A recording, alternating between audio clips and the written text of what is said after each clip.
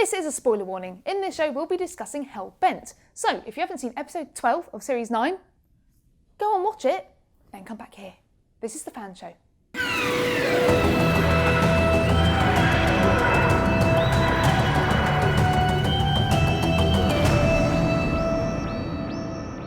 Hello, I'm Crystal D. And I'm Luke Spillane. Don't worry, we haven't uploaded the wrong episode. We're still talking about the finale, but we're just very excited for Christmas. Links to buy these jumpers and all other kinds of Christmas goodies are available in the description below. Joining us this week to discuss Hell Bent is writer, YouTuber and Doctor Who magazine journalist Benjamin Cook, and film and TV composer who, amongst his illustrious credits, has composed our theme, Blair Mowat. Welcome to the show. Thanks very much. Well, first off, let's talk about Peter and Jenna's performances, because what I thought was really interesting in this episode is we had sort of three different types of Doctor. We had the sort of lost boy in the cafe, very confused, not knowing who Clara is, and a very undoctorish Doctor. In fact, he wasn't the Doctor. It was a very, very different personality. And then at the end, we have the Doctor again. He becomes the Doctor again. And also, Jenna performs sort of two different versions of Clara as well in that episode. And I thought the scenes in the cafe were so interesting to see a different kind of sort of dynamic between them. Did you enjoy seeing Peter and Jenna play different characters? He's kind of come into his own this series, especially from the Zygon two-parter onwards, where he had that amazing speech, which you've talked about already. I think the combination of that Zygon two-parter and then Heaven Sent and Hell Bent, he's now one of the greatest Doctors ever, and he's properly kind of made his mark. And actually, I think it probably took him longer to, in some ways, than Matt or David, who really kind of hit the ground running, whereas because Peter's a slightly, in his words, kind of spikier, less affable Doctor, it's kind of, he's played a slightly longer game. In this second series, you've really grown to like him, whereas perhaps last year you were a bit more unsure, a little bit afraid. Yeah, absolutely. Yeah. Much warmer. They've done that, much warmer, yeah. The Doctor and Clara's relationship has sort of truly come to an end. And this time around, in terms of the mind wipe, it was Clara's choice, whereas Donna, in series 4, really didn't have a say. Was it nice to see the Doctor get a taste of his own mind wipe?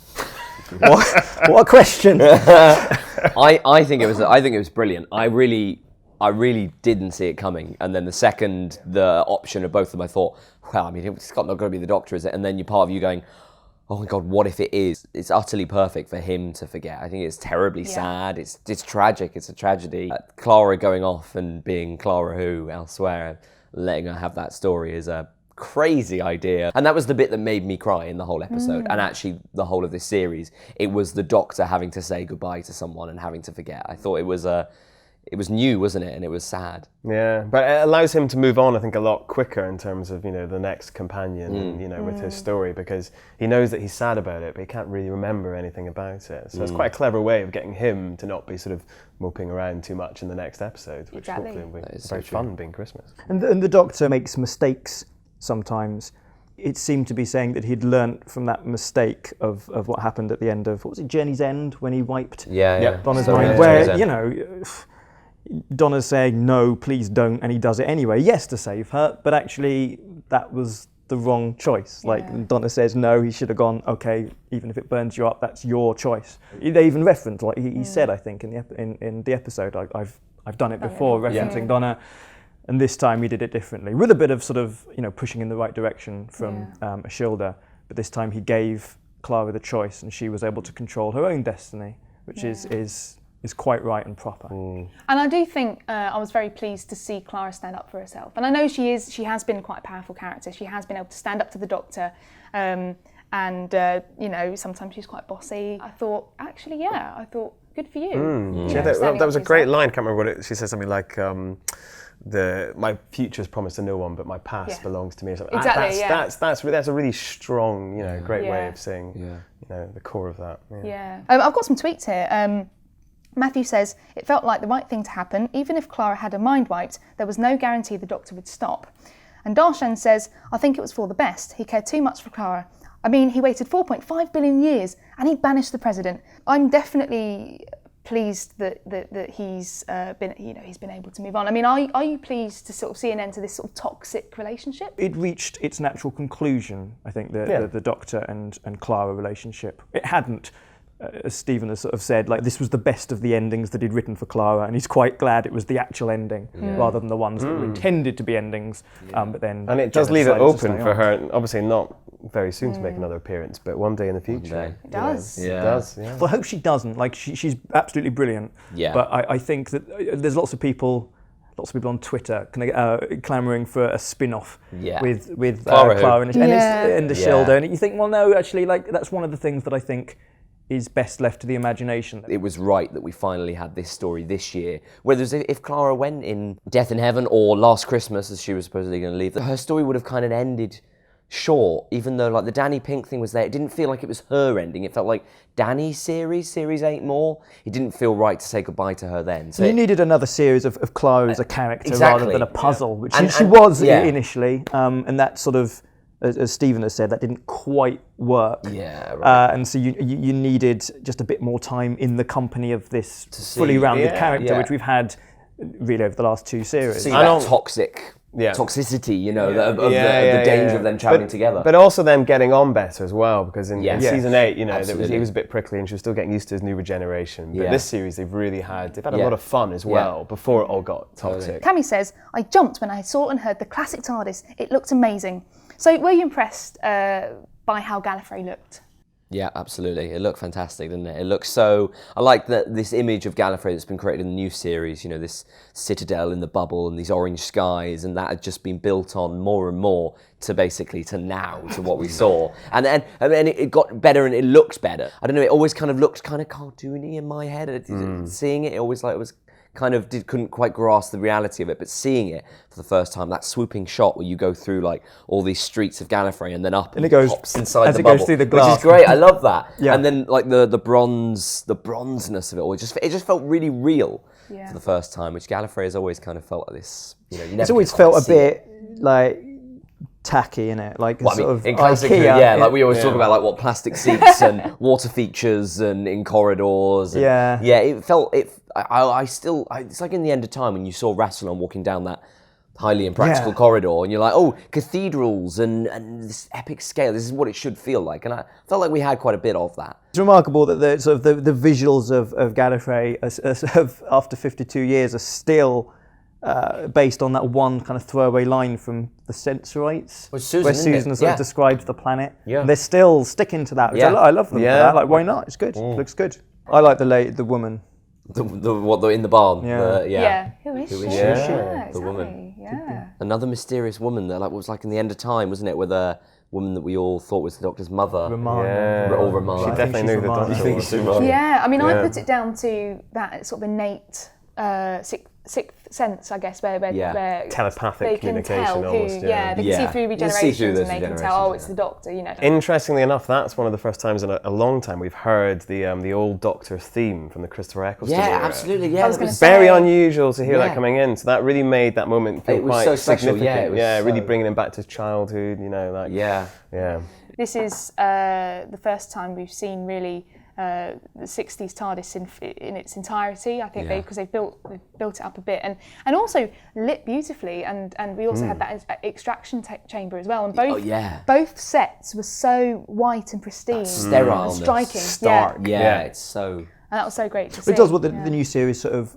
often does with characters and with sets and design, is that it sort of takes something from the classic series and then recreates it as you remember it, but not as it was. Like the TARDIS was never that white. It was it was shot in black and white, so the actual set was sort of green and grey, so it would show up on... like in Adventure in Space and Time. Exactly. You see the colours of that. I think it was so nice to see, a perfect memory of the TARDIS. I mean, saying that, I mean, that set is genuinely, utterly gorgeous. Like the fault locator wall, the old scanner, the interior doors from Hartnell, the backlit round, like it all is taking from all those different TARDISes. Feels right, doesn't it? Can we just have that, like, for Series 10, please? Because it felt so right seeing it. Motion adjourned. There's a theory, isn't there?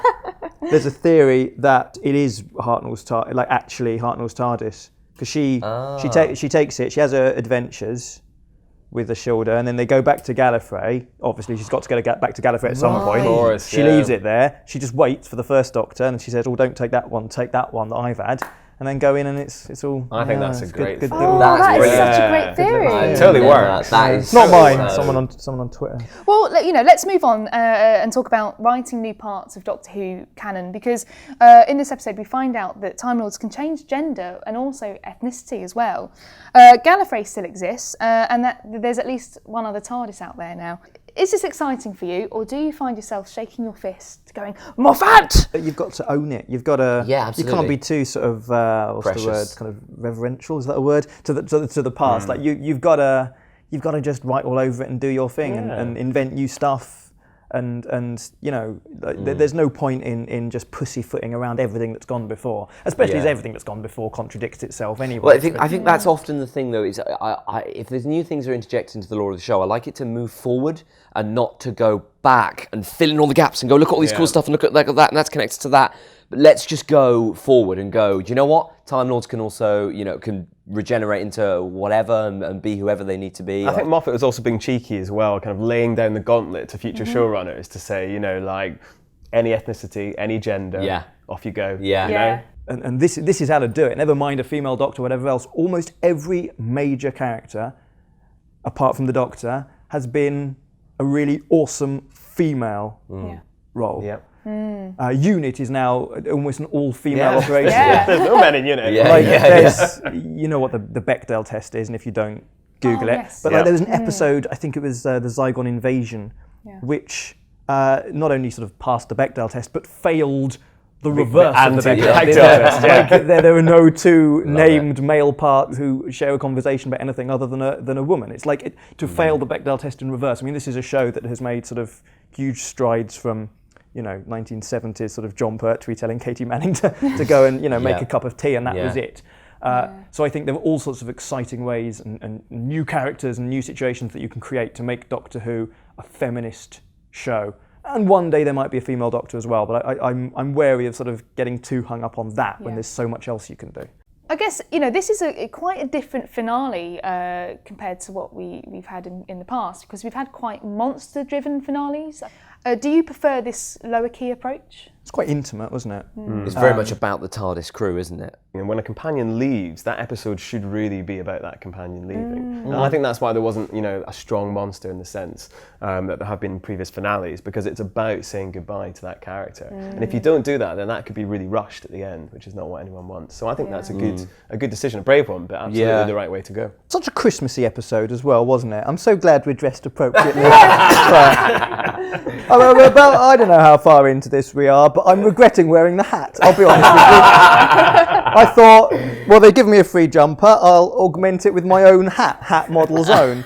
Now I feel silly. Oh. Well, this is the fourth incarnation of Ashilda, another very strong and distinct performance from Maisie Williams. I do think, characters who live forever they do have the danger of becoming a little bit dull. And I did wonder, actually, at the end of the universe, how has she not become insane, with that limited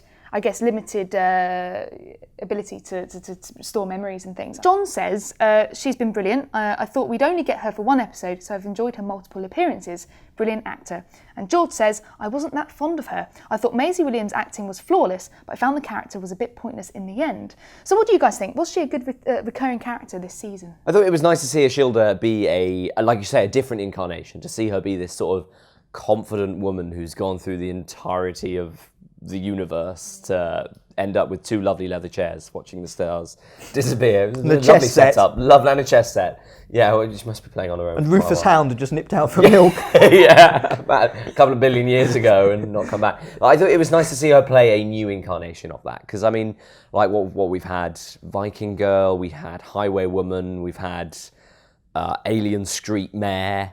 Is this what he's going to say on the action figures? Yeah, absolutely. Written by Luke Spillane. The Alien Street Mare incarnation. Yeah, it was nice to see her play all these different things, and Maisie's really tackled that well, considering, she's like, 18? Yeah. And what an actress to be playing all of these different incarnations. Yeah. Do we feel that the hybrid thing is still a bit of a mystery? Because obviously she is a hybrid, but then the Doctor says later in the episode, I have become the hybrid. Yeah, it's... I like that it was left ambiguous, wasn't it? Which is... Yeah. Because clearly it's the hybrid isn't really the Doctor and Clara. That's not what that's not what a hybrid is. That's two separate. Well, Doctor. That's two separate not people. how the word works. That's not that's not a hybrid. Yeah. And also, the human compatible mind wipe worked on the Doctor. There you go, hybrid. So how much is he going to actually forget? Half Is it human. going to come Well, back? no. If he were to be half human thing. half forget, which is why he still remembers bits about Clara, but not the details. Yeah, there is that line, isn't there? The half-human bit. Why do you keep going back to Earth? And you can see all the people who watch the TV movie wiggling in their seats, going, "God no!" And I'm going, "No, I was going, God yes." I'm going, absolutely. absolutely. I totally believe the Doctor's half-human, and why not? Yeah, absolutely. Well, he said he was in the TV movie, and it's canon. Yeah, it is. So there. So there. I think it was one of the leather chairs. It was a hybrid. Wood and leather. It's worked out. Well, I guess it feels like a bit of an end of an era as well as a series. Was this a satisfying conclusion to Series 9? Yes. Yeah, absolutely. I'm going with yes. Yeah. I would say so, yeah. Does Stephen watch this? Yeah. Yes. No, I think it was. It was. You know, it's a series that's been more experimental than Doctor Who's been for a while. It's a series that has sort of, you know, tackled like Daleks on Skaro, ISIS, a single-hander for the Doctor, which is the darkest and grimmest the Doctor Who's ever been, and it's brought back Gallifrey. It's done a found footage episode. I mean, it's been as experimental as I think Doctor Who within one series as Doctor Who has ever been. Yeah. And it's been the better for it, I think. I think so. It's been a great season. It's got about as grown-up as I think it can get. Yeah. And I'm excited for Christmas, which looks like a proper family episode. Yeah, definitely. I think it still Earth Journey's End. And I actually think there's a story with you in it with this, but where it actually had a bit of an end. You know, the Cyberman thing that was going to happen in the next Doctor. That was me. You suggested to not happen. That didn't happen, and then Doctor Who had an end because right then it felt right. To explain, like they'd shot an ending to Jenny's End with a Cybermen sort of pop up in the TARDIS, and the Doctor does another one of his But it didn't feel right. What things. And in my greatest contribution to Doctor Who history, I said to Russell like that it doesn't work. Yeah. And he kind of went, no, actually, you're right. And so they cut it and they ended it on that really melancholy Doctor alone in the TARDIS. Because that story is done there. It is a story, chapter of New Who. And you've got other series that end with, you know, what moments and continuing straight into another series.